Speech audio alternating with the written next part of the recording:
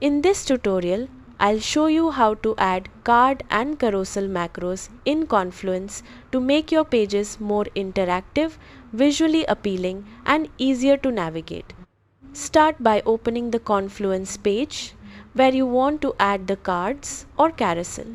Click Edit to enter editing mode. To add a card macro, place your cursor where you want the card to appear and type card. Select the card macro from the menu that appears. Once the card is inserted, customize it by adding a title, description, links, images, or other content. You can also adjust settings such as size, background color, text color, alignment, and padding to match the style of your page. After setting up your card, preview it to make sure everything looks the way you want. Next, to add a carousel, place your cursor in the desired location and type carousel.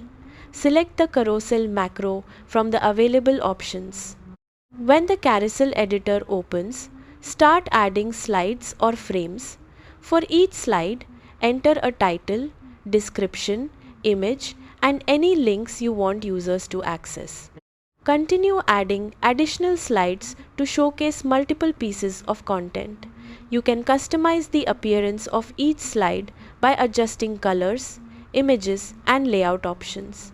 Once your carousel is complete, review all slides to ensure the content displays correctly and navigation works smoothly. Finally, click Publish or Update to save your changes and make the cards and carousel visible to your team.